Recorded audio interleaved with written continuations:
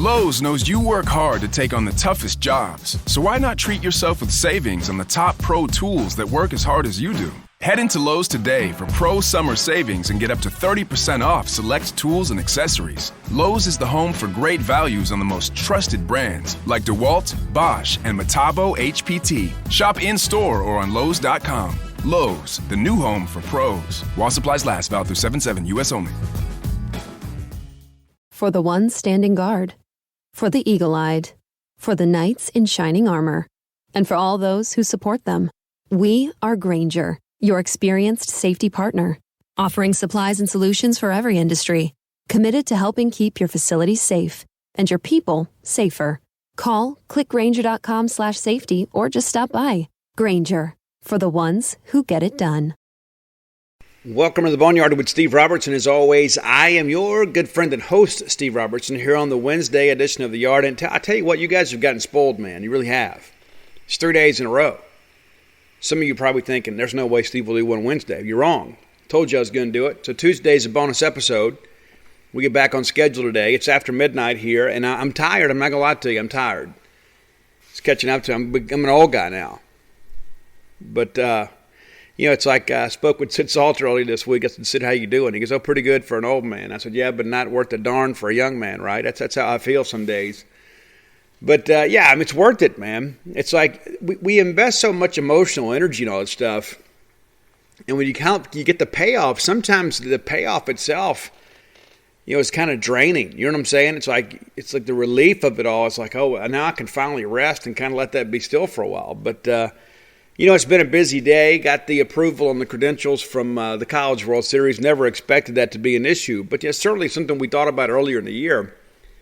We were told there was a good chance they were going to limit media at the College World Series to 50% of normal capacity. And so that could have meant some difficult decisions for media relations between Mississippi State and the College World Series. Because here's the deal. It's like everybody wants to put resources and kind of allocate some money to send people to travel, if a team is playing for a championship. But I'll tell you this, and I'm not speaking about anybody in particular on our beat. I'm just kind of in general speaking about this because I see these people, man. It just drives me nuts. It's like, I won't say who, but let's just say it was a team that we played recently in the postseason. And I was over there reading their message board just to kind of seeing what they were saying about us and seeing about the game, whatever. And they're like, hey, man, thanks for your coverage of baseball this year. And so I'm like, well, man, this guy must be killing it. Maybe I can learn something. No, doesn't even go to the games. He just writes a column about the games. And, guys, there's a difference between covering baseball and writing a column. Anybody can watch a game on TV or on the ESPN app and go write a column. There's no skill involved in that. There's no personal sacrifice. But I take this stuff really seriously. I think you have to have some credibility in the room, man. So, when all that began to kind of break loose, early on, it was like, hey, listen, we may not have enough spots in Omaha for everybody. It looks like it's going to be okay. And part of that's because we don't have anybody covering Mississippi State in the newspaper media. We'll get that a little bit later in the show. But, and so I'm on the road. And it gets lonely sometimes out there, I'll be honest with you. But, the very first weekend of the year, the first SEC road trip, we went down to LSU and Ben Portnoy was there, and that's when he told me over lunch at Mike Anderson's that he was leaving to go to South Carolina. Wish Ben the best. And there's Dalton Middleton was down there, and now Dalton's leaving us to go to Montgomery, and wish those guys the absolute best. But, it's lonely on the road sometimes, for sure. Went over to Auburn. Robbie joined me for, all three games down there, and then Tyler Horka was there for one. Tyler, of course, leaving us to go to South Bend, Indiana to cover the Irish. I guess I could have just rode the bus back with him, right? I guess I could have. They didn't. But, I just kind of always felt like, if you put forth the effort and you make the commitment to go do the job right, that when the time comes, you're going to be good. And many of you have reached out, and it's very sweet of you, really. It said, hey, Steve, I know they're limiting media at Omaha. I hope you get to go. Again, I never really worried about it, but it's always good to get that approval. And, of course, people in Mississippi State are like, oh, you're good. It's nice to get that. But if you get that approval, it's great. So our crew that's going out there, it's going to be me and Robbie and Dave Murray. Dave Murray's going to go. And I think I've shared with you guys before, and I'll just kind of touch on a little bit here just because, in case you missed it. Dave is a guy when I was, when I was still trying to figure life out, I kind of stumbled across the Dog's Bite tabloid newspaper deal. Joe Deere and Dave Murray used to work on that. And so I was at my dad's house. One of my older sisters had gotten my dad a subscription to Dog's Bite for Christmas. And so there would be a little newspaper. Some of you guys are old enough to remember when that thing was out. Dave's been with us now, I guess, 20 years. But, I was jealous, man. I was like, who is this David Murray guy? And how did he get so lucky where he just covers Mississippi State? Because, all the media people that I knew, it were like, people that worked for, the state newspapers, and they would have to do a lot of different things. They'd cover high school sports, and they'd do other stuff, and then, they'd do the college stuff too, but it was just different, And I was like, man, this Dave Murray guy's got the best job in the world. All he has to do is cover Mississippi State. It's incredible. I need to find out what that guy did to get that job. And here we are. But I've got so much respect for David Murray. And a lot of you guys don't remember this, but Dave used to be SID for baseball. Through some of our great years. In the 80s, Dave's the guy. And so I listen to David when he talks. And a lot of it, maybe not necessarily about, game strategy or things like that, but, he has so many great stories. And so that is a friendship that I hold really dear. And I'll be honest with you, in the beginning, I was kind of intimidated by David because he was such a good writer. I just thought to myself, how can I even talk to this guy about writing? I'm sure when he reads my stuff, he thinks, man, look at this trash, But, Dave's been great, man, and it's been one of the joys of my life to work with David Murray. And he's been so gracious to me, and, he's been so supportive. And we went to Omaha back in 19. We go down to the field and everything. I told you a story about getting the Gatorade cup, and he scoops up some dirt. And he looks at me and he says, you never know when it's going to be your last time. And we don't. And I think sometimes we get so spoiled, we take it all for granted. We think, well, we'll be back in Omaha the next year or two. And, we've been 3 years in a row now. And so, it's like, hey, well, I'm not going to go this year. I'll just go next year. No guarantee we get there next year. You remember, we had that stretch in the 80s when we were, arguably one of the most dominant teams in college baseball. We don't make it in 89. We make it in 90. And then we don't go again until 97, 98. And then that was, Pat McMahon. We're thinking, hey, things will be okay. Pat leaves us for Florida. We bring Pokey back. And then we don't make it back to Omaha to 2007. Then we get into the 2010s and things kind of change for us. We go 13, we go 16, we go 13, 18, 19, and now 2021. And so, we're trending in the right direction, but you can't ever take it for granted that we're going to get to Omaha. And part of the show today, I'm going to talk about that, about how difficult it is to get to Omaha. We think we know, but we don't. I mean, sometimes you need the lens of hindsight to really appreciate how hard it is to get there. I harken back to that 89 team. I interviewed Ben McDonald here a few months ago before the LSU series, and Ben would tell you that 89 Bulldog offense was legit. You talk about having length in the lineup. I mean, there are names that I still remember. I can give you the whole group. I mean, it's like you got Raffo, and you got Berg Masters, and you got Brad Hildreth, and you got Pete Young, and you got John Cohen, you got Tracy Eccles, you got Jody Hurst, you got Richie Graham, God rest his soul. You got Barry Winford. You got John Shave. I mean, the reason we remember all those names is because how great that team was. And we were number one most of the year that year.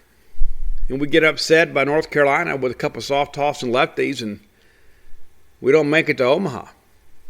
And maybe we just kind of felt like maybe it was a foregone conclusion. We could just kind of show up and play and make it, but we didn't. Kind of makes me think about this 2021 Arkansas team. Arguably the best team in their history. And they're going to be watching the College World Series from home. We've been there. We also have never won a national championship, and neither have they. And those are the things that I think about. I remember that 89 team, how crushing that was when we didn't make it.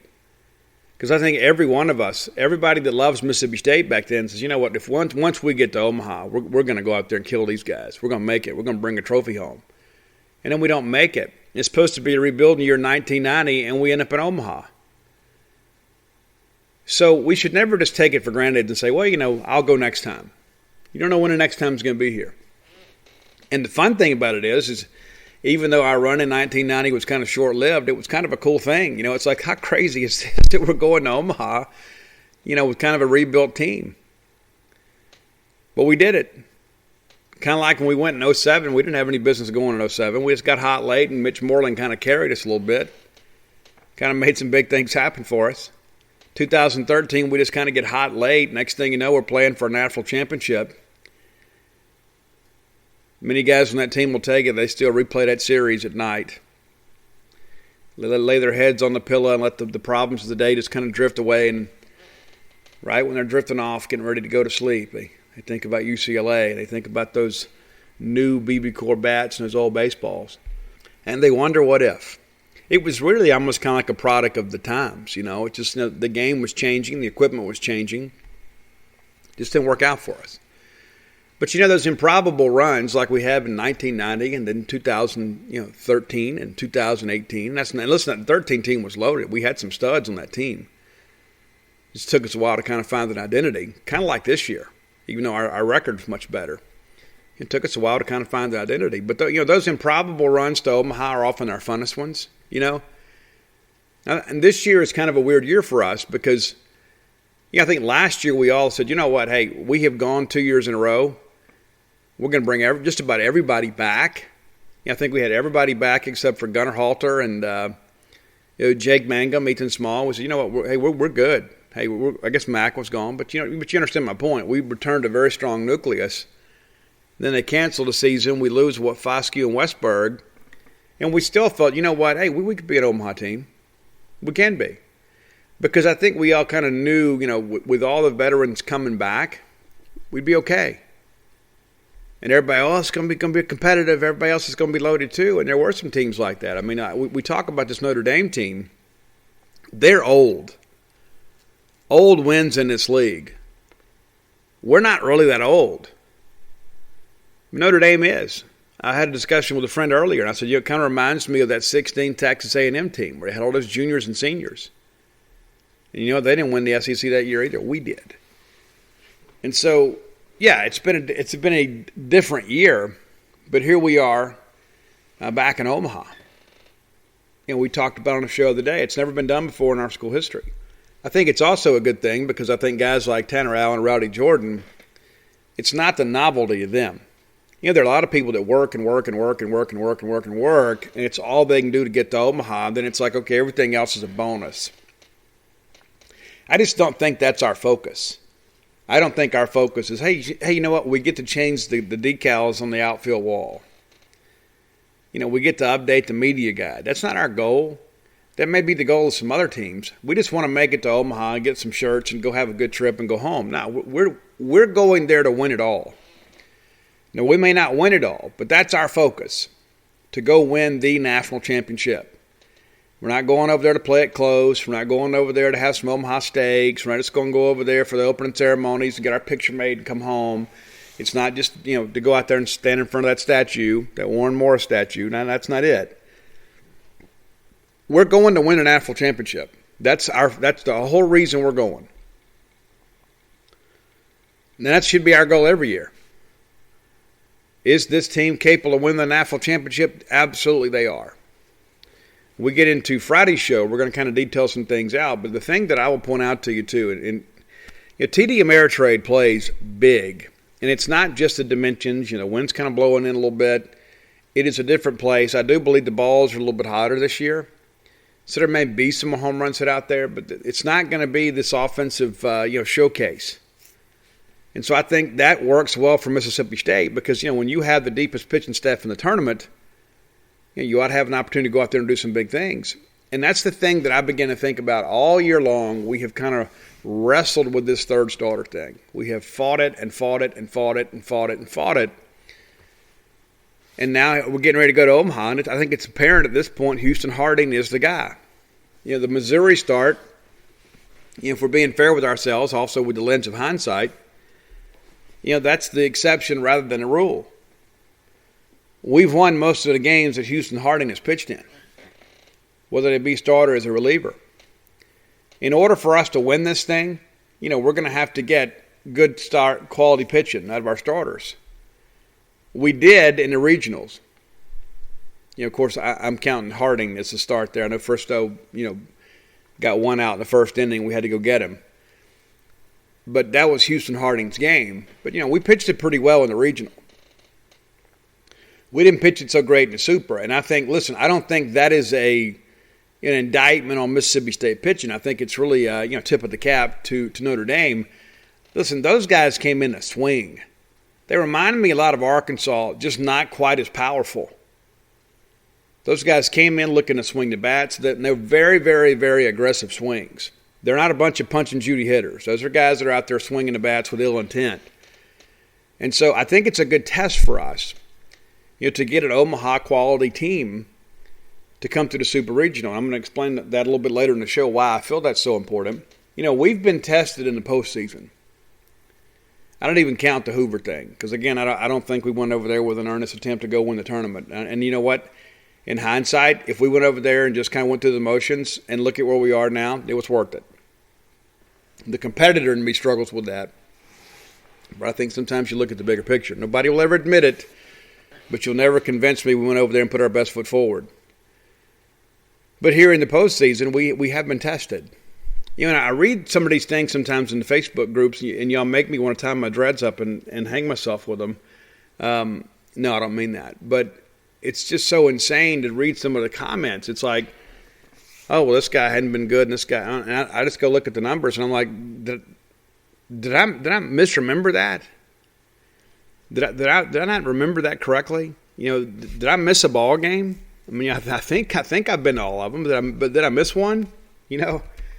And I go look at the numbers, and I'm like, well, I don't understand where this is coming from. So there's just a lot of opinion not rooted in facts, and that's what's so interesting to me is, the statistics are the statistics, and then it's like once the statistics prove our take wrong, we want to change it to a matter of an opinion. It's not a matter of opinion. Either a guy gets the job done or he doesn't get it done. And so I want to look at a couple of these before we kind of move on, and because there's a lot I want to cover in today's show.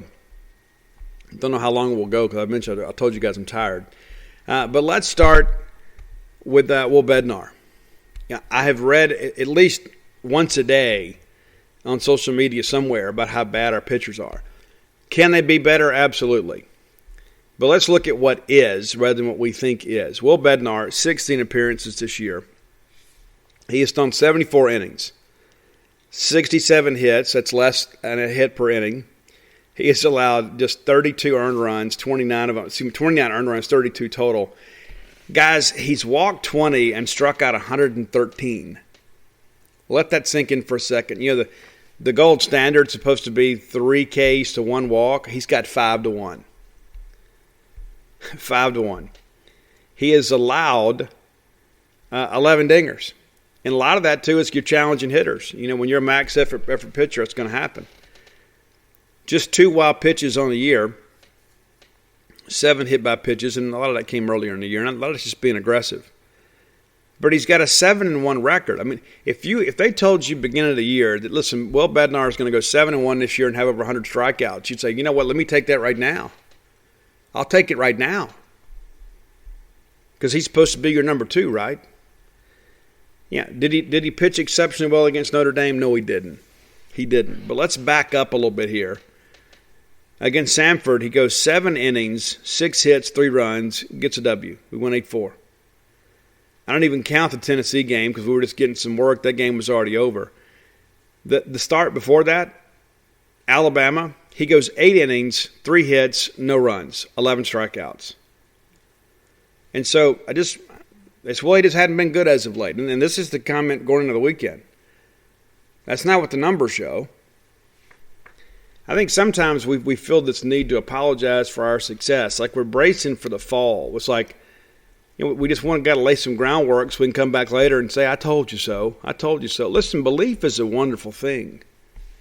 It's okay to believe in something. I believe in Mississippi State. I've said on this show a couple of times, I think something is missing, and maybe we're beginning to find it. With the Houston Harding and Brad Cumbus and those guys, maybe we're starting to find it. But it's a journey, man.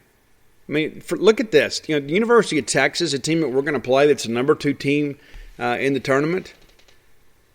right now, I guess you're going to be fair about it, they're the top seed in the tournament now. Now, Arkansas is gone.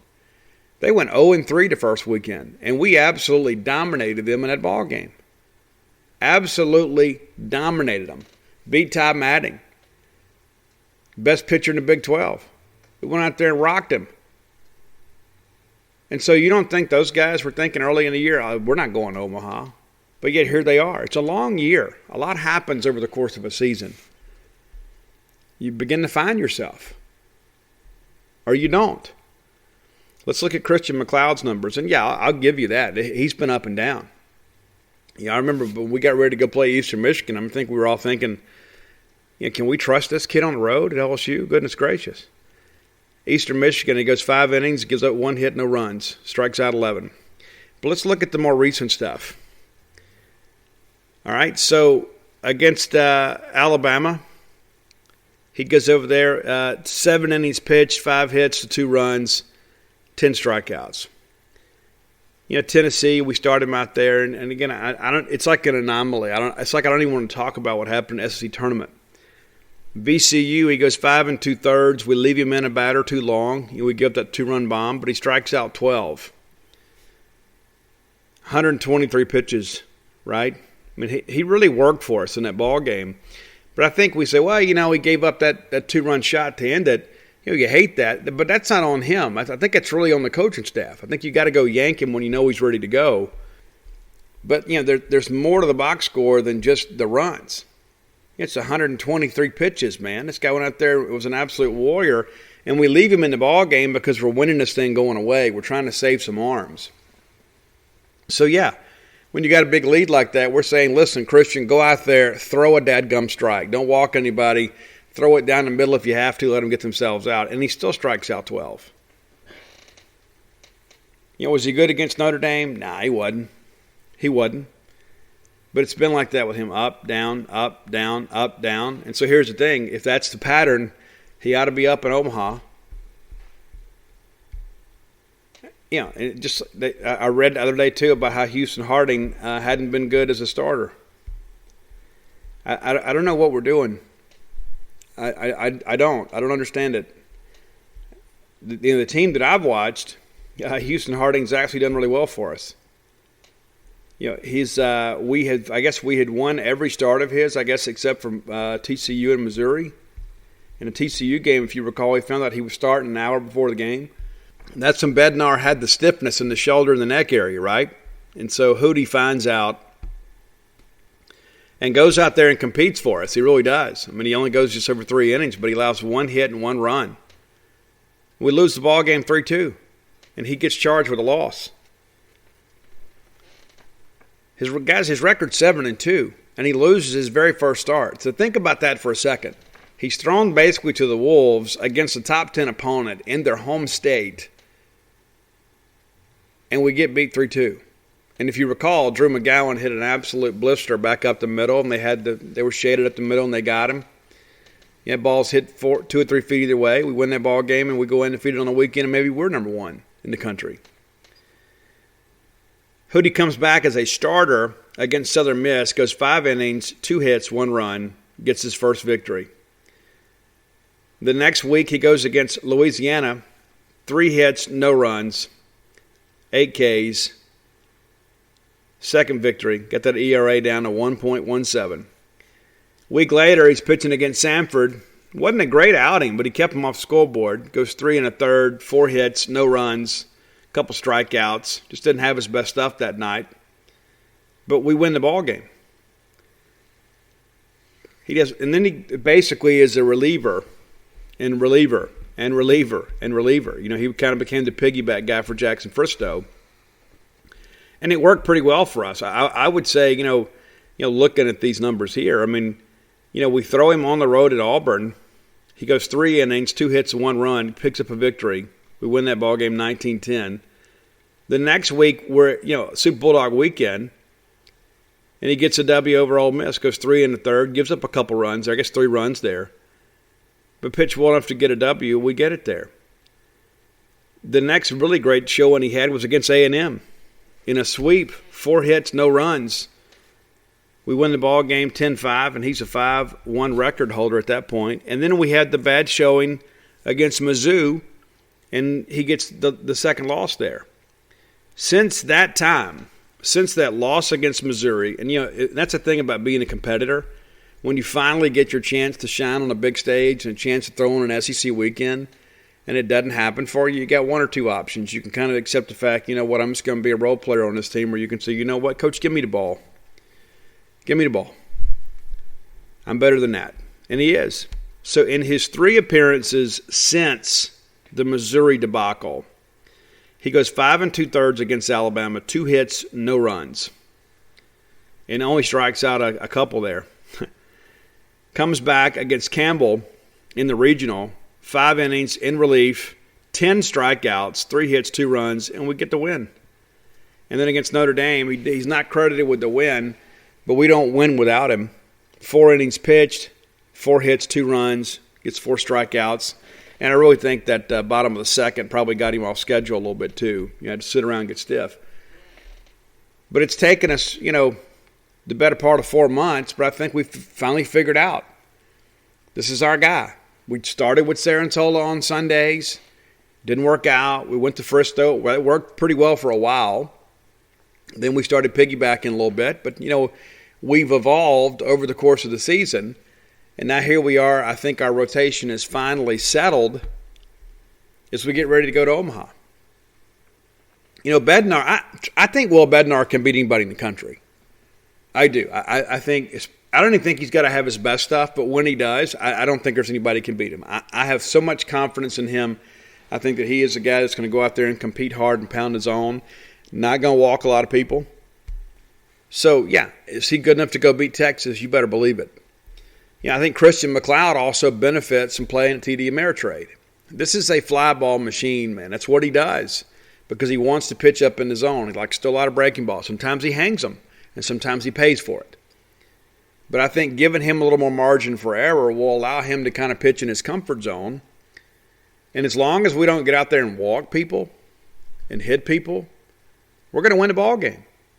And so then you start thinking through this thing. Okay, if we get a winning effort from those two guys, and then you got to throw Harding.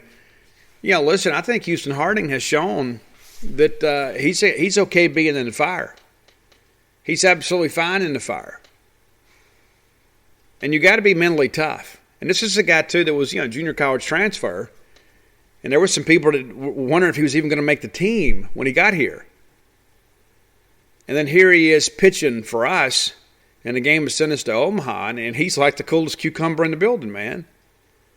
We're all out there stressing, and he's out there doing it. And the thing, and I'll ask him this when I get a chance to talk to him again, one of the things that I noticed is that right before first pitch, he goes over to Cam James, they've thrown the ball around or whatever, and we're getting ready to go, and he walked to every infielder. I don't know what he said to them, but one by one, he went to every guy to make sure they were ready. And I don't know what he told them. I don't know what they told him, but I thought that was a great sign where Hootie's kind of telling his guys, all right, let's go. I got this. Let's go. I'm going to let you guys do the work for me. I'm curious to know what he said, but I thought it was a very mature thing, and I think it really shows that he is kind of growing into being that guy. And again, it's taken us all year to figure it out, but you want to be playing your best baseball at the end of the year. And so if it's taken us 4 months to figure out that Brad Cumbest is the guy that's going to be a big part of things for us in the order, because he's just now kind of rounding into midseason form, right? No summer ball, no fall ball. It's taken him a few months now. All of a sudden, he's seeing the baseball well, seeing it up, and putting good swings on it. It doesn't matter if it took us 4 months to figure it out. As long as we did, and then we're going to Omaha as more of a complete team. That's my thoughts on it. We've got a lot more to say. But again, I would much rather know who I am now when it matters most. If we had settled all this at Missouri weekend, we'd probably feel a little bit better about life. But I think in many respects, maybe we did figure it out Missouri weekend. Maybe we did. Maybe Scott Foxhall and those guys kind of said, you know what? If we don't make that error in the first inning, And maybe that's just Hootie being a little bit anxious there because it is his first SEC start. We're right in the thick of the SEC title chase. But that's proven to be the outlier rather than the pattern. So it is what it is. And I think Harding will be really good in the Ameritrade. And I hope we get a chance to see him pitch. Because if we see him pitch, that means we're still playing in Omaha, right? That means we've at least won one game, maybe two. But I like the way this thing is trending with the pitching right now. You can say, well, Steve, Christian this, Christian that. Listen, it's an up and down deal with him, and we all know that he generally pitches better on the road. And so that's the thing. You look at his pattern again where he's been up and down. He ought to be up the first start at Omaha. He's on the road in a pitcher's friendly park. So again, if we can just command that breaking ball and not walk people, I think Christian's going to win us a ball game. I can just about talk myself into just about anything. Nobody builds 5G like Verizon builds 5G because we're the engineers who built the most reliable network in America. And the more you do with 5G, the more building it right matters. The more your network matters. The more Verizon engineers going the extra mile matters. It's us pushing us. It's Verizon versus Verizon. 5G built right from America's most reliable network. Most reliable based on rankings from Root Metrics second half 2020 U.S. report of 3 mobile networks. Results may vary. Award is not an endorsement. Lowe's knows you work hard to take on the toughest jobs. So why not treat yourself with savings on the top pro tools that work as hard as you do? Head into Lowe's today for pro summer savings and get up to 30% off select tools and accessories. Lowe's is the home for great values on the most trusted brands like DeWalt, Bosch, and Metabo HPT. Shop in-store or on Lowes.com. Lowe's, the new home for pros. While supplies last, valid through 7/7, U.S. only. But my biggest concern right now, kind of heading into this deal, is not pitching. I think Scott Foxhall and Chris Lemonis have demonstrated they can kind of piece this thing together as they need to advance the club. And so it'd be nice if we get Bednar to go out there and throw 6-7 innings. And that's the thing too. It's not like a typical 4-team regional. We get a day off, and because you get that rest, you can bring your number one back if you have to. We're going to play on Sunday, turn around and play again on Tuesday. If we win one of those ball games, we're playing again on Thursday. Then we get into the weekend. So it's like you throw Bednar on game 1, McLeod game 2, and Hootie in game 3. Well, if you get into the weekend, you can bring Will back on pretty much his normal rest. So those are things to consider. It's not 4 games in 3 days or whatever. That's not how it works out there. All right, let's get into the show. I feel like we've already been riding the boat for a while anyway. Bulldog Burger Company, longtime sponsors of this show. I was by there today. Didn't go in to eat, probably go in tomorrow. I've had 2 other people reach out and say, hey, Steve, I give the thumbs up to the fully bologna sandwich, the fully bologna burger, and so now I have to go. I've had Roy give me the thumbs up. I've had 2 other people reach out and say, hey, listen, Steve, I went and tried it. It's fabulous. A lot of protein on that burger. So me and the kid will probably get down there tomorrow and eat there. You need to go by and check them out, too. Find your own favorites. And you know what? Even if I'm not feeling the full bologna that day, I'm going to get that grilled chicken club, which is outstanding. If you're not eating carbs, you can get one of those great salads. You're not going to finish that either. I'm just telling you, the portions at Bulldog Burger Company are phenomenal. Great food at a great price with a great service and a great atmosphere, always with a smile. 3 great locations to serve you. You know what, you folks in central Mississippi, you lucky dogs. You got that new Lake Harbor location right there in Ridgeland. I know a lot of people in Madison County excited about that, and you should be. Gloucester Street there in Tupelo, a fantastic location there, and then the flagship right here on University Drive in Start Vegas. Bulldog Burger Company, the place where people go to meet, MEAT. We're going to Omaha for the 12th time, and I remember a few years ago we had been 9 times, and I kind of scratched my head, and I said, man, it seems like there should have been more. And for a long time, we didn't get a lot of respect. I don't know if you guys know this, in 1948, we won the SEC championship. And we didn't get to go to the District 3 tournament in Gastonia. The SEC sent Alabama and Georgia instead, even though we were the SEC champions. It's crazy, isn't it? Yeah, it really is. So let's look at, what the College World Series has kind of been in the SEC. to kind of put in context what it means to have gone 12 times. Because I don't know that the casual fan really appreciates that. It's, okay, we're going to Omaha. Okay, it's tough to get to Omaha. You can say, well, Steve, I understand you play some good teams. No, it's not always even about that. All it takes is a bad weekend by one pitcher and your tournament is over. Or you run into a red-hot pitcher on somebody else's team. There's always somebody out there with a chip on their shoulder that maybe you don't take them seriously and they come out there and shove, and next thing you know, you're in a loser's bracket game. So I've looked these numbers up, and I am tired. So I'm confident in these numbers, but you know what? If one of you guys say, hey, Steve, you missed this one, it's okay. It'll be okay. So for those of you that don't know, Mississippi State is tied for second in the SEC for most College World Series appearances. Second. Only behind LSU, who is the creme de la creme in the SEC. As much as I hate to say that, that's the truth. They're not playing for a national championship this year. They're home. About to go through a coaching change. A lot of people think it's going to be Mike Bianco. I don't know. I'll be honest with you, I don't think that's good for Ole Miss. And I don't say that out of malice or anything like that. But I also understand the Ole Miss fan side of this thing. It's like, we've had this guy for 21 years, but he can't seem to get us over the hump. And let's be honest. Even that College World Series appearance in 2014 was kind of fluky, right? It was. But the bottom line is they made it. But that's one time. One time in my lifetime. They went in June of 92, before I was born. And they've been one time since then. And I kind of made a joke about that on the radio. Some people do it once in a lifetime. We kind of do it regularly now. And so, but at the same time, too, when you think about where Ole Miss has come from, you got to be grateful for Mike Bianco if you're an Ole Miss guy. But sometimes you have to be honest with yourself and say, you know what, maybe he's taken us as far as he can. Now, here's the thing, too. It is a good job with good resources and a great commitment from the fans to go out and support them. How many of these stupid powder blue shirts do you see all over the state of Mississippi? And so, they're going to be able to get a good coach.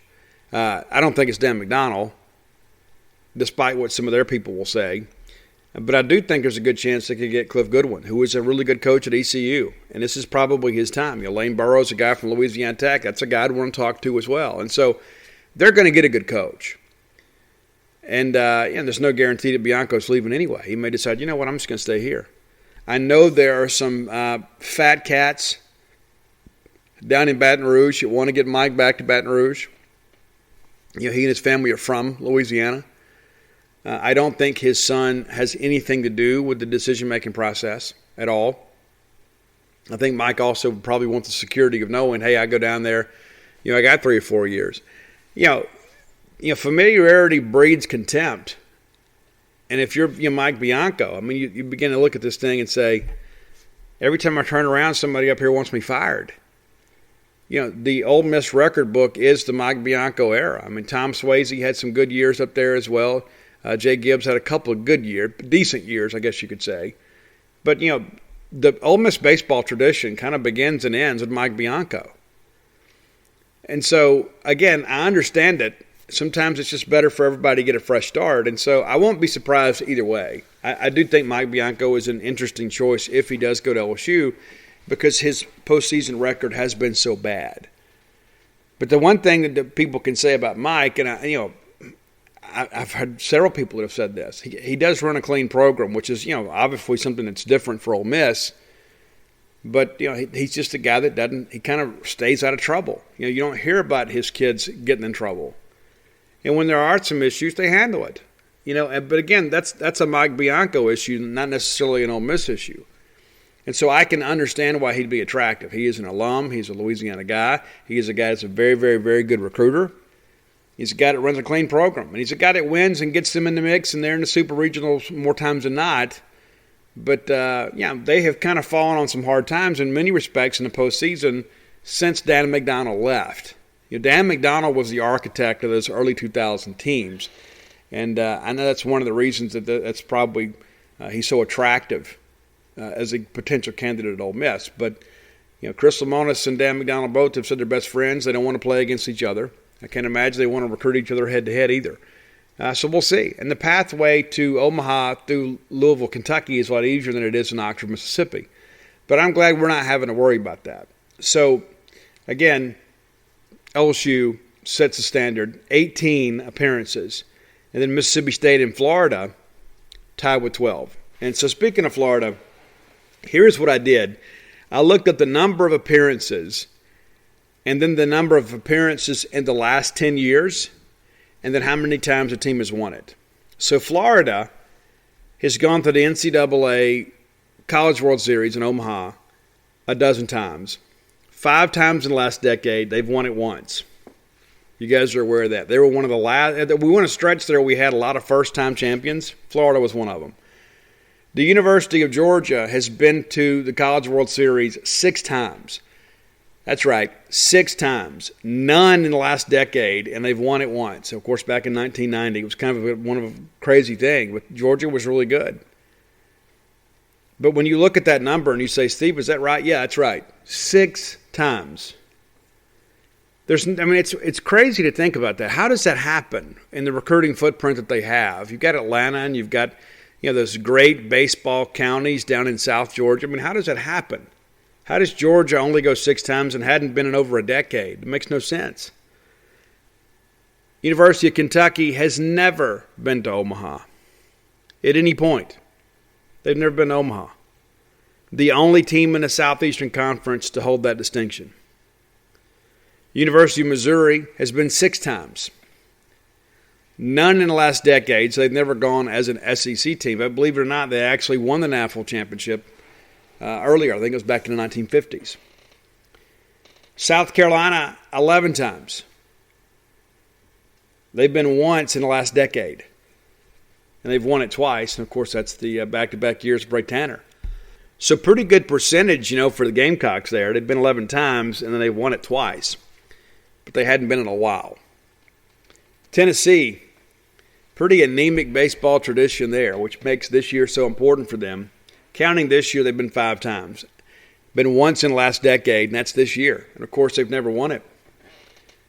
And so you wonder, it's like, with Lindsey Nelson Stadium and all that stuff they're going to do, these renovations, is it going to change much? Might keep your coach around a little bit longer. But the bottom line is, Tennessee has not been a baseball power. I know they'd love to be. And listen, I think it actually is good for Mississippi State for Tennessee to be good. I don't know if we want them to be great. But if we can have them winning a game or two from Florida and Vanderbilt every year, it makes it that much easier for us to win the SEC. It'd be nice to have somebody over there with some girth in the East outside of those 2 teams. Vanderbilt, of course, relatively new money. And you got to give them credit. This is going to blow your mind. Incredible percentage for them. They've been to the College World Series 5 times. 4 of them in the last decade, and they've won it twice. You talk about definition of new money. Wonder what changed. Wonder what changed at Vanderbilt. I'm not even going to say it. You know what changed at Vanderbilt. And again, there's nothing illegal about what they're doing. It is unethical. And it is a loophole the NCAA needs to change. And there needs to be meaningful reform to baseball scholarship numbers. There is absolutely a lot of possibilities and solutions to get around this to ensure that there is Title IX compliance. And I think that there needs to be some freedom for some schools, the ones that want to fully fund baseball, to be able to do that. All right, let's look at the SEC West. Kind of a shocker, I guess, in many respects. Alabama has not been to the College World Series since 1999. They've only been 5 times in our history, have not been at all in the last decade, and never won it. 5 times. And you can say, well, Steve Christ or River, Alabama's doing everything in football. That's true. But it is kind of shocking. The Jim Wells years, they were pretty good. They were a team that, in the Gorilla Ball era, when LSU was kind of feasting on college baseball pitching, Alabama was kind of right there with them. They were kind of LSU light, and they absolutely destroyed Alabama. Alabama destroyed LSU in the SEC Tournament Championship game, and then turned around, LSU wins the national title. Arkansas, our friends at Arkansas, 10 College World Series appearances, 4 of those in the last decade. They've never won it. This was supposed to be their year. That's a tough thing to live with. And you look at what all they're losing, and it'll be a ton. I mean, it will be a ton. There may be some guys that come back due to the COVID year or whatever, but not going to be much. Anybody that wants to come back after the COVID year is probably somebody that doesn't have a lot of pro prospects. But Arkansas, kind of right there with State. I mean, to be honest with you, I mean, we're kind of parallel programs right now. It didn't feel like that way when they came and swept us. But when you look at the trending, we're both kind of moving towards that national championship type deal. Auburn was an SEC power in the late 60s and 70s. I mean, they were a team that was pretty consistent. But just 5 Omaha appearances in their history. They've been one time in the last decade, and that's when we went and beat them in 2019 with the Marshall Gilbert walk-off. And Auburn's never won it. Auburn's never won it. The LSU numbers are gaudy. 18 trips to Omaha, 3 in the last decade, and they've won a national championship 6 times, and it makes me want to vomit. It really does. Because that should be us. It should be. You give Skip a lot of credit. Skip took a fledgling SEC program where they were having maybe 100 people come to the games and build it into one of the best jobs in the country. Without question. Very passionate fan base, administration that's committed to baseball. They get what they want. They do. And, of course, Mississippi State a dozen times, 4 in the last decade. And you could say, Steve, it's been 4 in the last 8. But, we're just using round numbers here.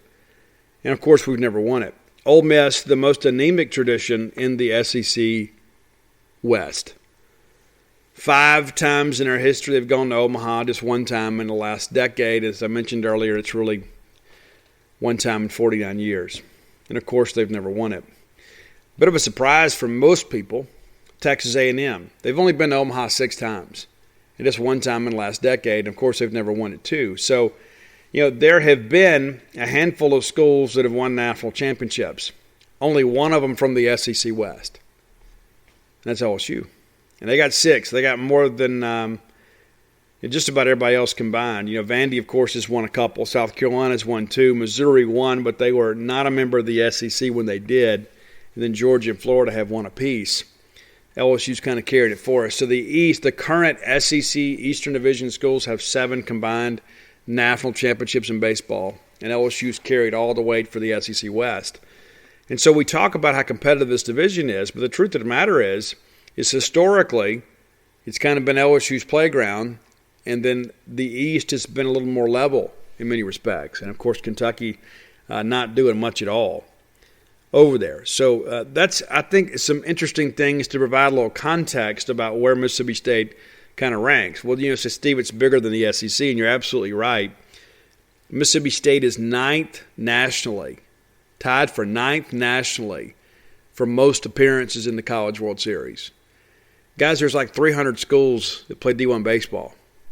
We're 9th nationally. Florida State and Clemson are the only 2 schools that are similarly situated with us that have had as many appearances and not won at all. Florida State is kind of the gold standard for that. They've been to the College World Series 23 times and never won it. Never. That was the hope in 19. Mike Martin and his group, and they do a great job of come out of the gate and kind of get things rolling. They beat LSU in a super regional, and they just couldn't get traction in Omaha. And it was an honor, man, to sit in that press conference and ask Mike Martin some questions in the postgame, his final postgame press conference, and in his storied career. And I felt really honored to be able to be in the room and kind of hear him talk. And he talked a lot about Ron Frazier and about Ron Polk and about Skip Bertman and, some names that, are kind of pillars in the college baseball community over the years. And so I did feel very honored. But I can't begin to imagine how that has to feel, because how many years did it go where Florida State was a preseason number 1?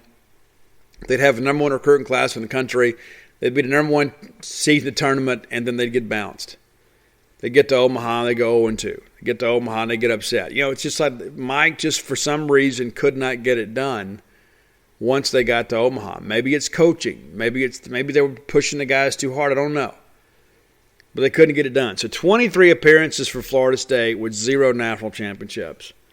And then Clemson and Mississippi State are tied for second at 12 appearances apiece. And, of course, Clemson no longer in the tournament. Never made the tournament this year. That's the thing, too, with those guys. Their better years, somewhat they've been behind them. But, we played them a couple times, and in the postseason and had some success. But I'm ready to get that behind us. It's like I get so tired. It's like that's the one trump card everybody has to play on us at Mississippi State. So we got all these attendance records. We got this great stadium.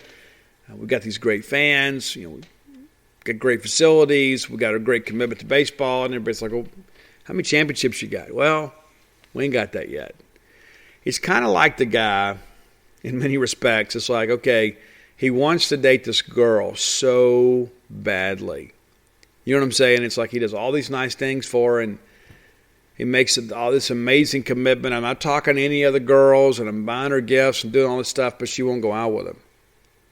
And it's like, well, do I just kind of hang in here and keep doing what I'm doing, just hoping one day she'll wake up and fall in love with me?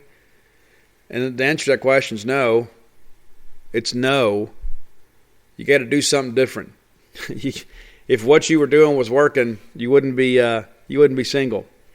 And so I look at this college baseball coaching thing kind of the same way. And it's like, if you're Mike Martin, maybe there's some things you got to do differently.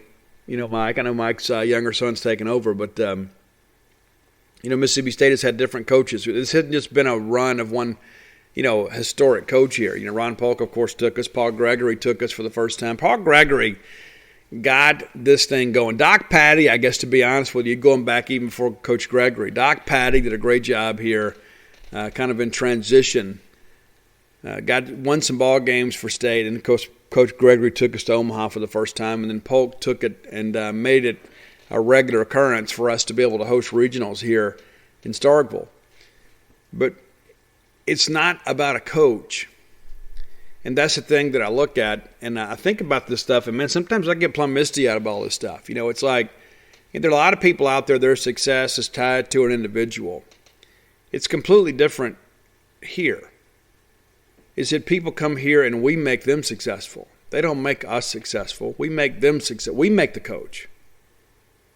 The coach doesn't make us, because the culture is already here. The program's already here. The fan support's already here. So we've already got that done. Regardless of who's filling out the lineup card. As I mentioned, Paul Gregory takes us to Omaha. Ron Polk takes us to Omaha. His successor, Pat McMahon, takes us to Omaha. Polk comes back, takes us to Omaha. John Cohen takes us to Omaha. Andy Cannizaro nearly took us to Omaha. Gary Henderson takes us to Omaha. Chris Simonis takes us to Omaha. So, again, as John Bon Jovi said, it's all the same, only the names have changed. Mississippi State is the program. This is not a coach's program. And listen, I love Ron Polk as much as anybody in the world. But Mississippi State was good at baseball before Ron Polk came along, and that's what attracted Ron Polk here. Ron Polk had already been to Omaha with Georgia Southern. He was a rising name in the coaching profession. So he was already a success. But when he came here, it was a great marriage, and things kind of changed for both of us. But again, we were doing pretty good at baseball before Polky came along. And just, again, kind of run those numbers down yourself. Doesn't matter who the coach is, we win. Doesn't matter who the AD is, we win. We kind of lost our way a little bit there in the 2000s. Towards the end of Polk's second tenure here, baseball was changing, college baseball recruiting was changing, and we were kind of a little stubborn at times to kind of catch up, and so things have changed. There's a major commitment to college baseball now, but I go back to the old statement of it's a Mississippi State program. It's not a coach's program. Guys have their own philosophies about hitting and pitching, that sort of stuff. That's true. You bring that stuff with you. But everything that you need to win is already here when you get here. Because our facilities and our culture attract players. They want to come play at Mississippi State. They want to wear the M over S. They want to be able to go play at Duty Noble Field in front of 13, 14, 15,000 people. They want a chance to be able to go to Omaha. So that has become kind of synonymous with the Mississippi State baseball experience. And I think it's important that we recognize that and give ourselves a little bit of credit too. I watched the broadcast of the clinching game against Notre Dame. When you're there are certain things you can see that don't make the broadcast, and of course there's some things that make the broadcast because I like to hear what the commentators say.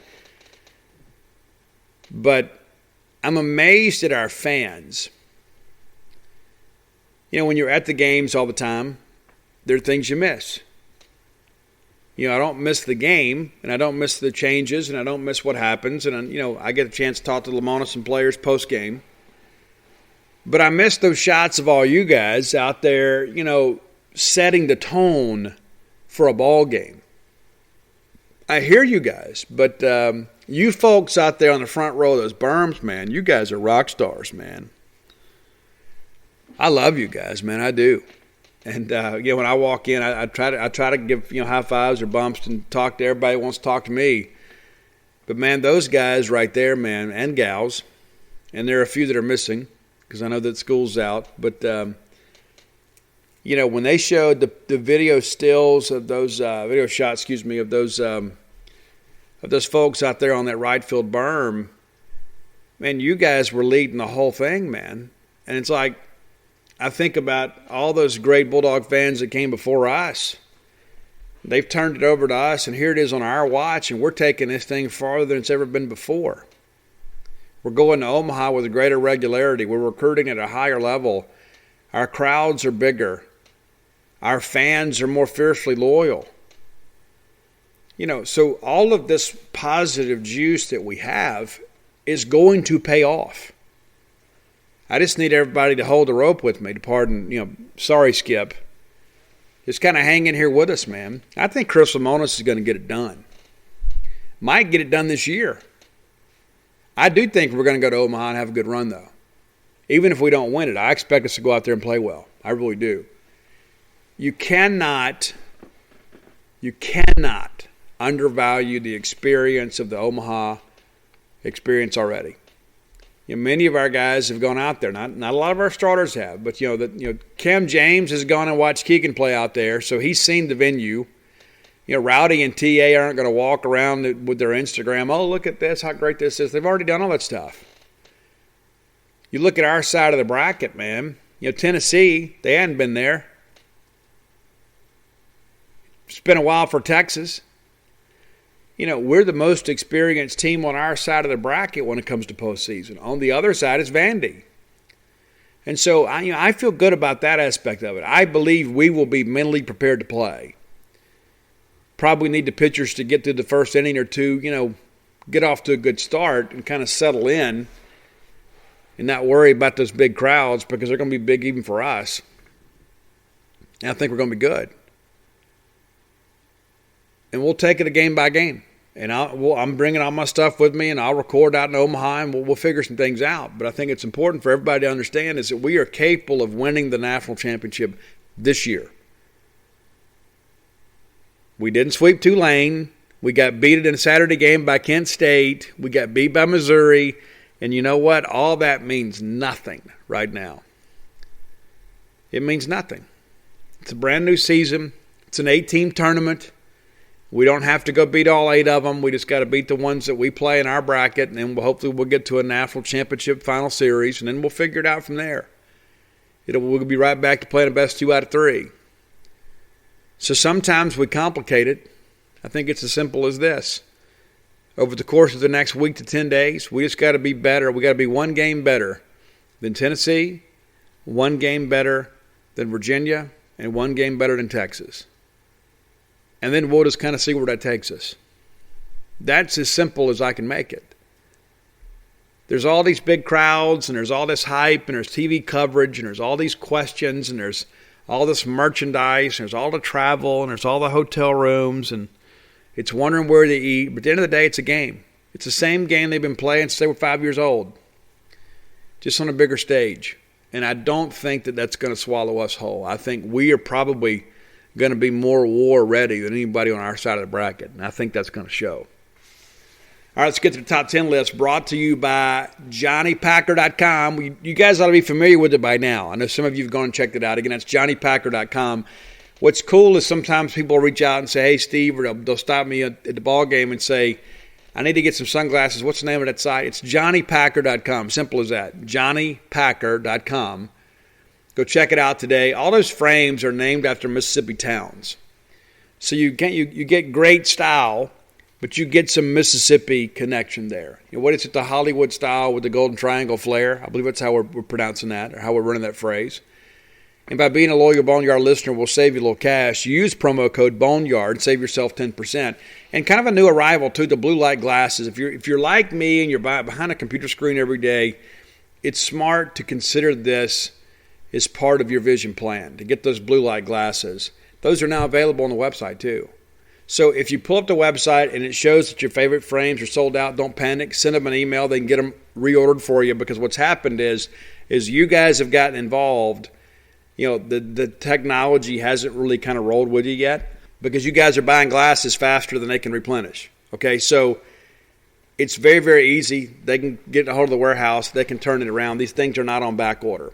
So again, if it says sold out, don't panic. Shoot them an email. They'll get you taken care of. That's johnnypacker.com, promo code Boneyard. And as always, a portion of every purchase is donated directly to the Cystic Fibrosis Foundation. An absolutely fantastic cause. And appreciate you guys for being involved in all that. Brandon, you and John both. All right, so let's do top 10 list. I told you guys when we did the boy bands that Boyz II Men had a category of their own. And so we're going to do a top 10. And so no honorable mentions. But the thing that I'll say about this is we almost got a little bit of false advertising with those guys. So I had that first album, the Cooley High Harmony. And it's named after a movie called Cooley High, which is phenomenal. If you've never seen it, you should. And obviously there's a song that they made very famous. They remade it, and it actually is on a top 10 list. I kind of broke my own rule here. But it's because of the fact that they really kind of changed it and made it their own. It's phenomenal. It really is. And so here's the list. A lot of ballads on this list because that's what they're good at, right? I mean, these guys, they're incredible harmony singers. It's almost like genetically they're supposed to be together.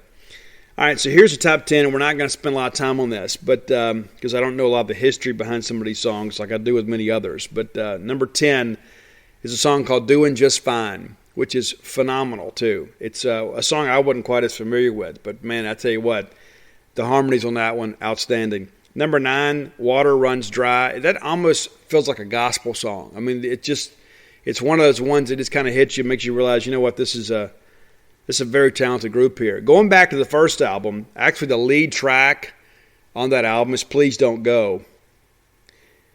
Kind of had a little bit of a Jodeci vibe to it, too. And I was a big Jodeci guy, too. Huge Jodeci guy. The first two albums, they kind of lost me after that. And then Casey and JoJo split, and so it was different. But number 7 on the list, a song from Mama. This comes off the Evolution album, if I'm not mistaken. Everybody's got a song like that. It's a good Mother's Day track, right? Number 6, a duet of sorts with Mariah Carey, an absolutely beautiful song that'll hit you right in your feelings, man, about somebody you've lost. It's One Sweet Day. I've actually heard this played at funerals before, but One Sweet Day is phenomenal, an absolute phenomenal song. If you don't listen to any of these, go pull that one up. If that's the only one, if you say, Steve, I don't know, Boyz II Men, no, that one you got to listen to. I think the final 5 here, I think most of us would agree these are the final 5. Number 5, many of you would probably have this higher, but it's On Bended Knee. And it's a song about redemption, reconciliation, saving a relationship, obviously. Number 4, the one that started it all, and it's really kind of out of character. And this is the Michael Bivins factor. You know, when Michael Bivins was involved with Boyz II Men, he actually discovered Boyz II Men. You know, that's when you had Another Bad Creation and some other acts that were all involved with the BVD family, the West Coast family, that's what they were calling them, if I remember right, all part of the New Jack Swing. So Motown Philly, which is a great track, man, and it's like there was nothing else in the catalog really like that. You know, they came out blazing with that. It was a great lead single, and everybody's like, holy smokes, who were these guys? And so Motown Philly, that's number 4. Number 3, and many would say this is their biggest hit. And, if you pull up Apple Music, it's usually the most downloaded songs are first. This is first, and it's I'll Make Love to You, and I absolutely will. I absolutely will. I'll make love to you like you want me to.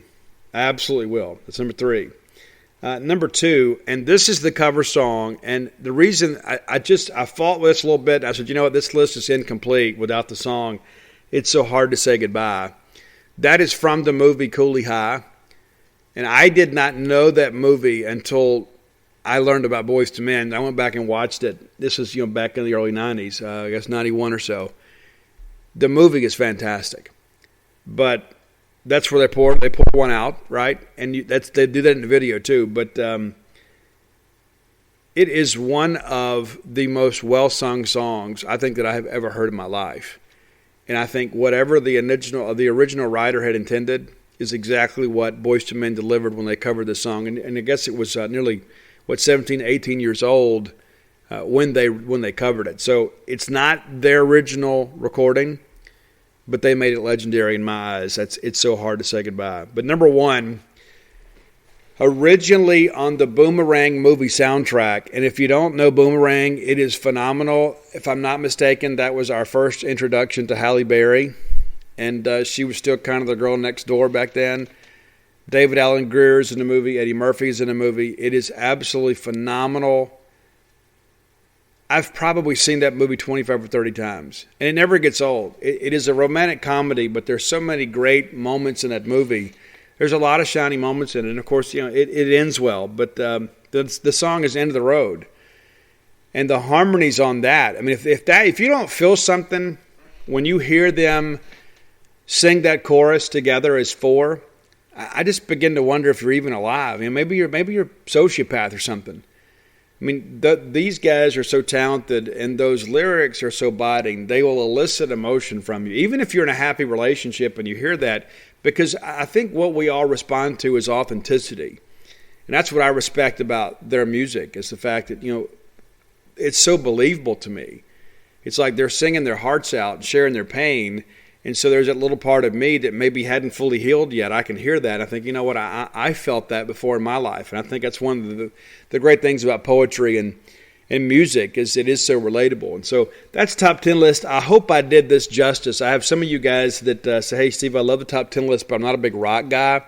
I wish you would do more R&B. So this is for you guys. I wanted to make sure we showed a little variety this week. Now, we'll be back on Friday with some rock now. I'm not going to joke around with you.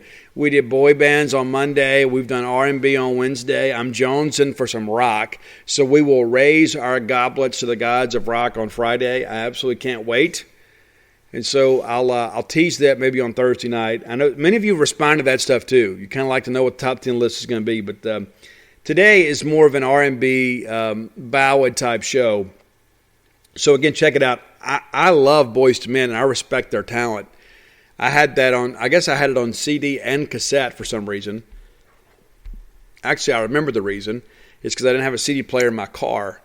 And so I had it on tape so I could listen to it in the car. And I had it on CD so I could listen to it in the house. Because I was as broke as the Ten Commandments back in those days. So, but I'm apparently wealthy enough to buy the same album on 2 different formats. So there you go. Hope you enjoyed that. If you're looking to find the Spotify list that Roy puts together, you can follow him on Twitter and on Spotify at Dogmatic67. That's DAWGMATIC 67. Dogmatic 67. All right, the next segment of the show brought to you by the fine folks at campusbookmart.net. Standing man, Miss Kathy Brown, the lovely, talented Susie. I'm sure there's been a lot of guys that listen to that End of the Road song and think about her. So go by, check them out. Let them serve you. They are happy to have you. And Miss Kathy Brown shared that the Omaha bound shirts and the College World Series shirts on their way. So if you're looking for that, and listen, the Campus Bookmart's done a great job kind of keeping your wardrobe fresh. Regional shirts, Superdog shirts, and those Superdog shirts, I've got one now too, and I'll tell you, it's incredible how comfortable that thing is. But it's a limited edition deal. Okay, this is the only time of year you can get it. And then, of course, the College World Series Omaha-bound stuff is out. And so get it all, okay? And if you have to pick and choose, I think I'd probably get the College World Series or the Omaha-bound shirts because, there's no guarantee when we're going to go back again. Visit them online at campusbookmart.net. And by being a loyal Boneyard listener, I'll give you a phrase that pays. It's BSR, which stands for Beautiful Steve Robertson. and that gets you free shipping on all orders over $50. Any order less than $50, absolutely incomplete. Absolutely incomplete. And with all these great new shirts at your disposal, because if you're going to be getting on the road to go to Omaha, you better bring some gear with you because you're going to pay through the nose when you get out there. It's like going to a carnival. It's like going to the the fair in Jackson. You're going to overpay. Nothing. I don't got anything against fairs, but when you go to these fairs, man, these carnies get you, bro. They do. All right, so that's what you got to do. Campusbookmart.net, promo code BSR. Okay, so let's get into a couple other things. College World Series hasn't necessarily been great to Mississippi State. We go for the first time in 1971, and we go 0-2. We go in 79, and we go 1-2. So we finally win a game. 81, that's the Castoria-Gillespie group right there. We go 1-2. 85, as great as that year was, we go 2-2. We go 2-2. And, we were still the best team in America. And again, a lot of times it's not the best team in America that wins a national championship. You think Fresno State was the best team in the country when they won the College World Series? They weren't. They just happened to be the hottest team in the country. That's another reason why I believe it could always be us. You never know when something's going to catch fire. You never know. 1990, that's the year after the 89 team, the greatest team in school history. We go 1-2. 97, 1-2. 98, 1-2. I think we beat Florida that year, if I remember correctly. We beat Florida. But, back in 97, Dubose, I guess we lose to Alabama in game 1. If he wins that game, we might win the whole shoot match. That's how much it mattered. 2007, one of the only times we didn't win a game, and that's the Mitch Moreland year. We get hot late. We find a way into Omaha, and we had North Carolina beat, and we blew it. And then Dan McDonald and Louisville blew us out in game 2. So 0-2. 2013 is the only year that we have had a winning record in the College World Series. In 11 attempts so far. The only year we've ever had a winning record. And of course, it's a double elimination tournament, so you got to lose 2 to go home. But that year, because we won all 3 in the bracket, we sweep our side of the bracket. Then we're just kind of sitting around waiting for our opponent for the College World Series final. And like all of you, I'm thinking, this is it. We have finally done it. John Cohen's about to pull this thing through. How incredible is this going to be? We got Jonathan Holder out there on the hill. We got Ross Mitchell, setting school records, throwing in, didn't start a single game. And he had 13-0. You got Big West Ray out there. You got Adam Frazier. You got Alex Datz. I mean, it's incredible to think about that group, But we didn't get it done. But we go 3-2 that year. 2018, we get back, and we had no business being there. It's not to say that we didn't have talent. That's the crazy year, though, right? That's the year the stadium wasn't finished, and that we couldn't even take BP on the field, and we got better when we were able to kind of have a full-service baseball field out there. And, there were a lot of problems, and, of course, we had the termination of Andy Cannizaro, but, we had good culture. We talked about that earlier in the show. That's what happens. When bad things happen, culture takes over. The expectation was that, hey, yeah, this has happened, so what? We still got to go in some ball games. And give Gary Henderson and Jay Gotra and those guys a lot of credit. They helped keep that team in the road, man. They did. We figured some things out, kind of found a sense of who we were. Guys like Elijah Magnin became stars. Jake Mangum became a leader in many respects. And so 18, we get up there and we go 2-2. We won the first 2. Remember that? We won the first 2, and then we lose to Oregon State in back-to-back games. I believe that year, too, hey, we had found a way to beat Oregon State. I believe we win the national championship. As crazy as that year was. Because those kids were as tough as a $2 steak. They just weren't going to quit. I mean, look at what they had gone through. It's like we just got to go play a baseball game in the greatest stage in the college game. That's all we got to go do. After all we've done, we had to fire a coach. We had to have an interim coach. We're going through a coaching search. I got people in my ear asking me this, telling me that. I'm sure it felt like something like normal when they made it to Omaha. Just one swing away, really, from turning that thing around up there. And then 19, we go 1-2. We go 1-2. And the 19 team was better than the 18 team. And the 19 team was more experienced than the 18 team. But we get a W over Auburn. And then we lose to Vanderbilt. And it was Vanderbilt's year, guys. It just was. They were better than us. I don't know if they're better than us this year. You can say, well, Steve, they beat us head-to-head. They did. We let them off the hook that Sunday game. I'd love to play those guys again. Of course, that means we're playing for a national championship. But I'd love to play those guys again. It's a pitcher-friendly park. They're not loaded offensively. And I think Christian McLeod would like to see those guys again. The truth of the matter is, I really don't want to see Vanderbilt again, though. I'd like to see them lose. I'd like to see somebody else on that side of the bracket show up. I just want to be there. You know what I'm saying? I just want us to have a chance to go play and have a chance to win it all. And, maybe Vanderbilt's not the best matchup for us. I don't know. They're built more for that best 2 out of 3 thing. I mean, you throw Rocker and Leiter, you're thinking you've got the thing won. If you're Mississippi State, you're thinking, I just got to win one of those games and get it to a game 3, and then I can beat their Sunday guy. And that's what should have happened in Nashville, but we blew it. Couldn't get the big hit early. But I'm not worried about that side of the bracket yet.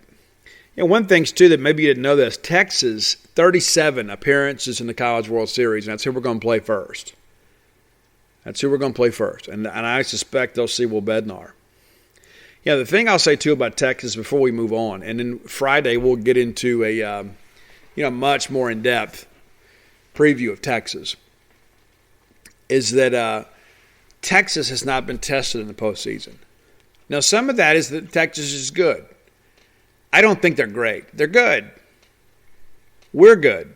I don't know that there is a great team in college baseball right now. I thought that Arkansas was great, but they're not the dominant team. And one of my astute listeners pointed out to me that I have been relaying false news to you guys for a couple weeks now. Arkansas did sweep 2 series. They swept us and they swept Florida. I guess it's one of those things I'd kind of checked out on the SEC race, and even though I knew that, I'd forgotten that, so I apologize for that. But Arkansas, I still don't think they were nearly as dominant as some people made them out to be. It's like, oh, they're going to be so great. Yeah, they're really good. And I think the fact that there's not a dominant team in college baseball is great for us. You guys have heard me say it for months. We just got to find a way to get there. It's going to be kind of a level playing field in Omaha. We just needed to get there. Okay, well, we've done that now. We've earned the right to be there. And what is probably going to be, a tournament field with the most parity that we've had in a long time. How many years has it popped up and we get our bracket, we think, man, I don't want to play those guys.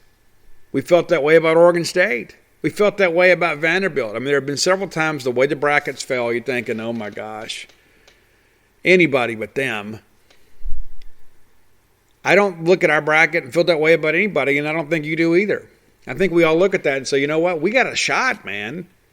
We can go win this thing. I mean, this is a regional against, it's not your typical NCAA regional, but my goodness.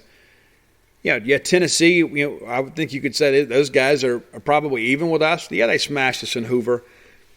They're a great offensive team. But I also think we'd love another shot at those guys. I don't think they've seen the best of Mississippi State. And also, that's the benefit too. If Tennessee has an advantage over us because they beat us and knocked us around a little bit, then why don't we have one over Texas?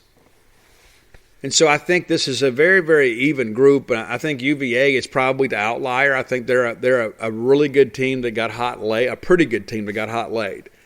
I don't know that UVA is capable of winning. I know O'Connor and those guys, very experienced staff. There's nobody on our side of the bracket I look at and say, oh my gosh, we need somebody to upset them. I want absolute chaos on our side of the bracket as long as we're not involved in it.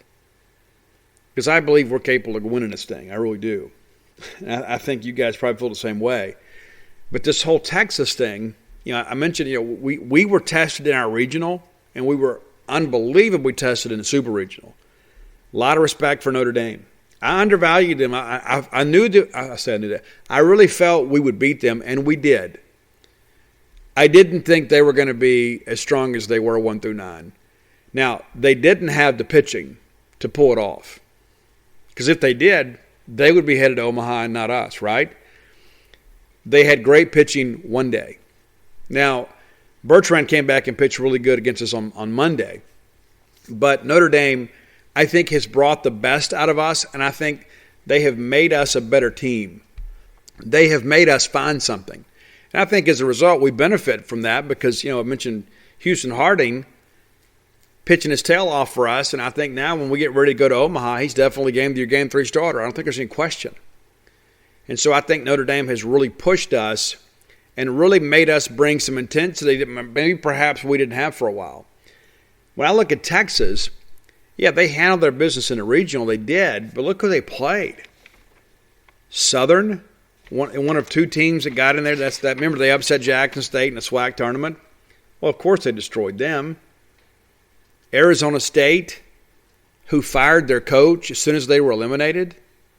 And then Fairfield, America's sweethearts. But everybody knew they weren't capable of beating Texas.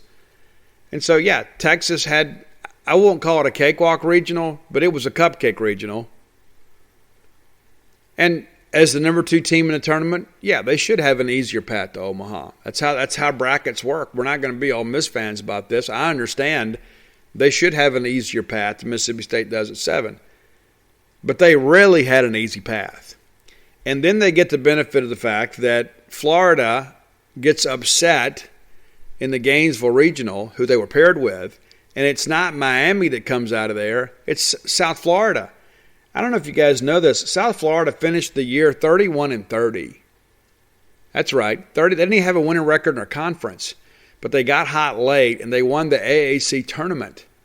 And so they get the automatic bid, and then they get put in there with Florida basically because it was a geographic deal, and here they were. Nobody expected them to do anything, and they go in there and win the regional. And if you remember, the regional final was South Florida and South Alabama.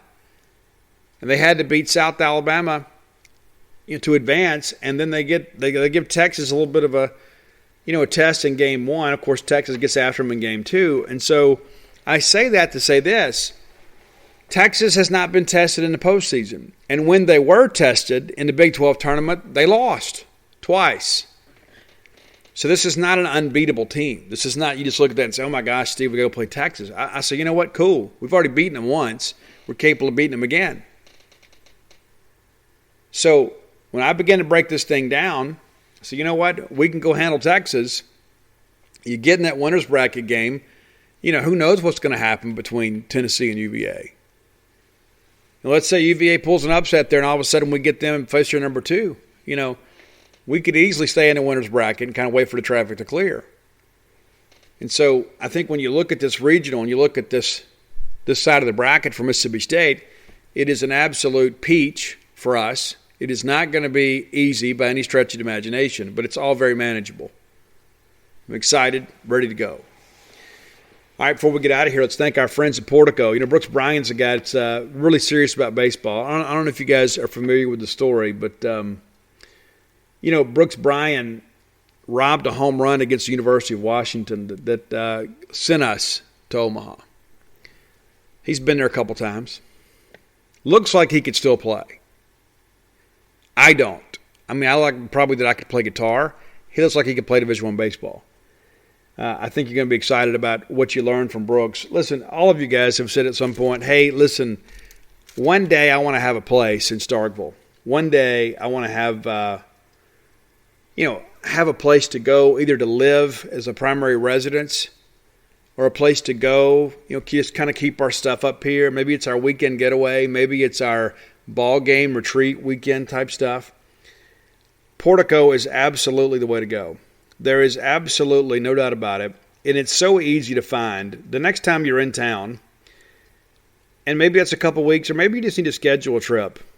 You come up here and go enjoy town when there's not a ball game going on, do some shopping, kind of ride around and look.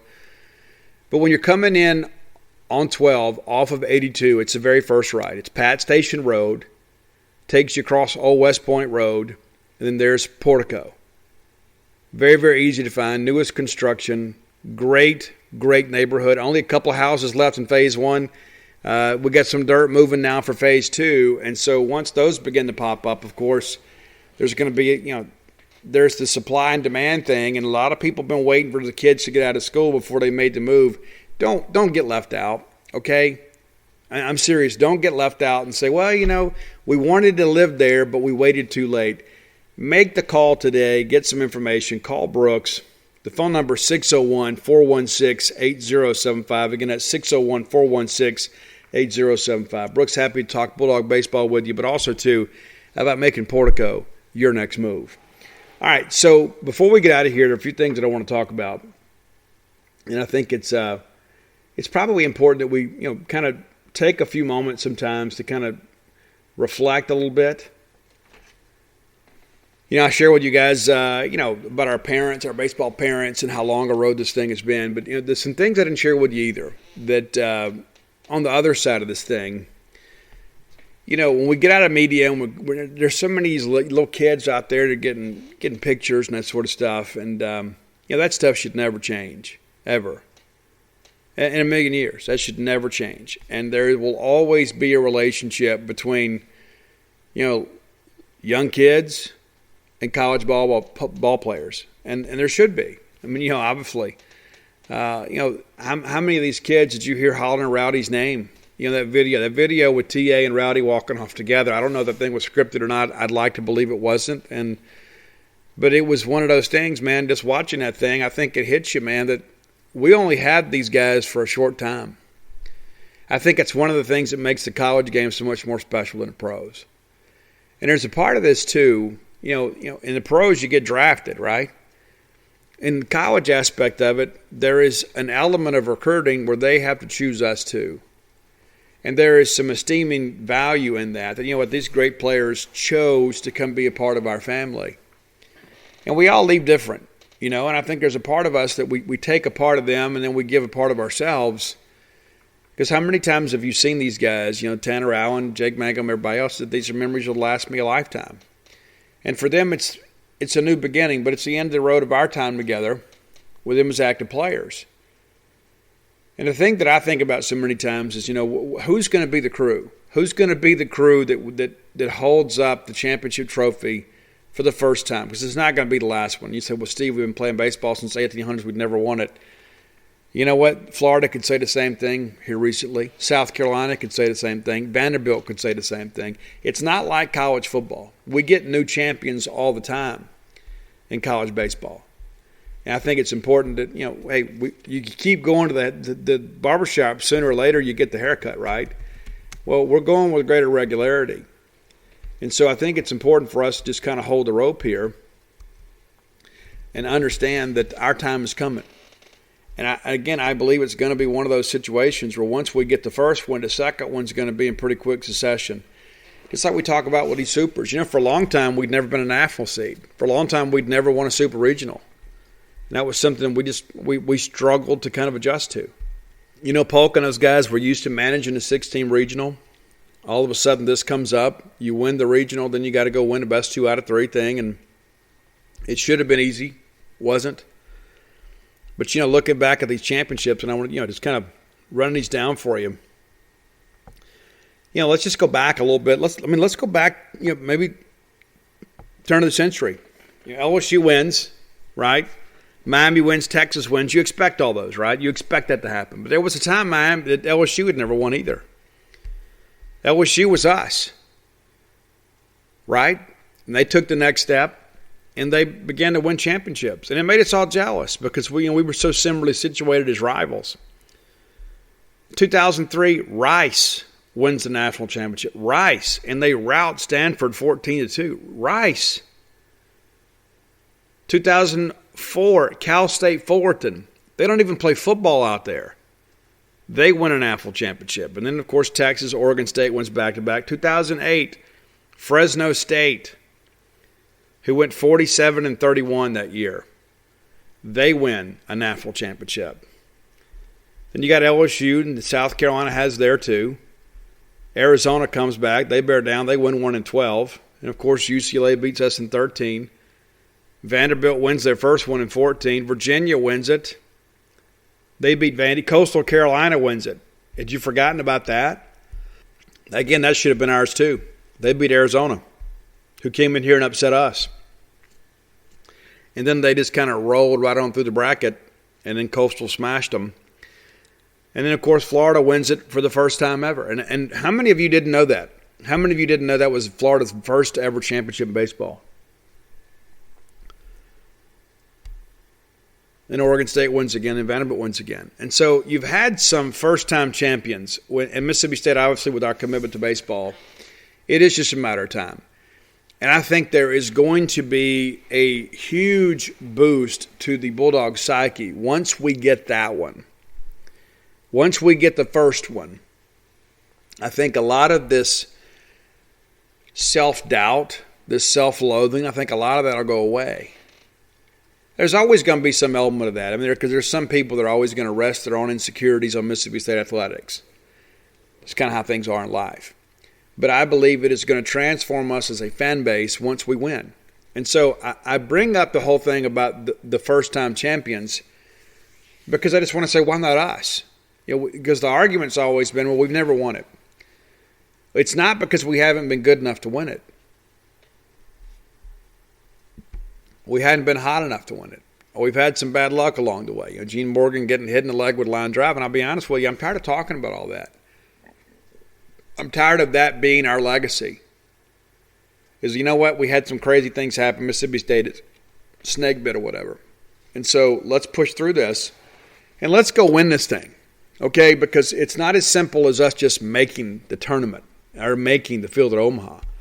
Warts and all, we're good enough to win it. We are. Big ballpark. Really solid number one. Will Bednar with a 7-1 record.